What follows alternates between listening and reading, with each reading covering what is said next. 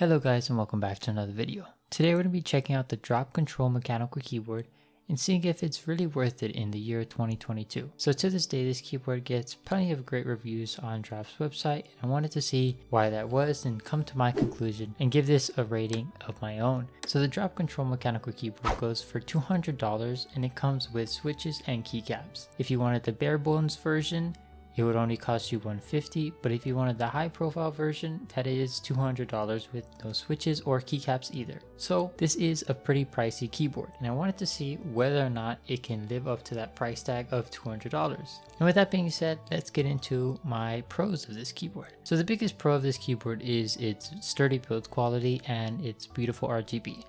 So the RGB is nicely diffused through the acrylic layer and doesn't have any dark spots, creating a full illuminated effect with great colors and great vibrance and brightness. And overall, I think the biggest strong point of this keyboard is its RGB. If you're a person that really likes RGB, then I think this is definitely something to check out, because it probably has one of the best RGBs on a keyboard I've seen. Another thing it does good with is its aluminum frame. It has a pretty good plate, it's nothing crazy, but it's a pretty standard plate that most people enjoy, so you can't really go wrong with an aluminum plate. Now the last part I wanted to talk about is that it has QMK firmware. What that means is that you can swap what each key does on the keyboard via QMK software, and it makes it very nice to have, especially if you're wanting to swap what each key does. You can easily do that with QMK, but unfortunately that is where my pros end. So the first con I wanted to talk about or focus on is the fact that it's only 3-pin hot swap. So you're going to tell me that you're going to sit here and price a keyboard for $200 and only have 3-pin hot swap. It just doesn't make sense to me, and it just doesn't fit right with me. Most keyboards nowadays have 3-pin or 5-pin hot swap compatibility, especially keyboards at this price tag.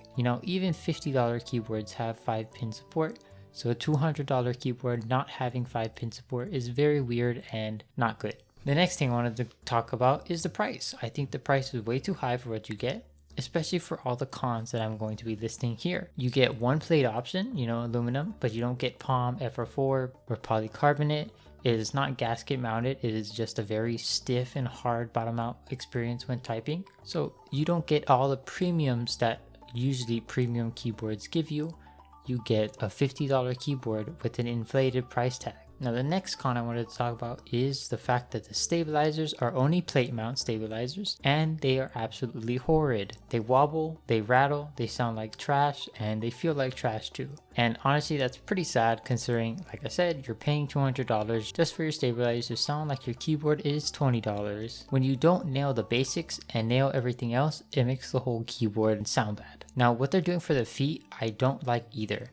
They have it magnetic instead of just having it inside the keyboard, and I think that is a big no-go because those feet can be easily lost. The other con I have with this board is that it just doesn't sound good. There's pinginess, there's hollowness, and that is because, there is no foam in this keyboard whatsoever. I know you can buy third-party foam for this keyboard, but at the same time, this board for this price tag should just sound good right out the box. You shouldn't have to do that many mods to it, like maybe lube the stabilizers a bit, but for the price it's going at, for it to sound very thin and pingy and hollow, all three, the trifecta of things you don't want your keyboard to sound like. And to demonstrate that, I'll be leaving a sound test here so you guys can hear how it sounds.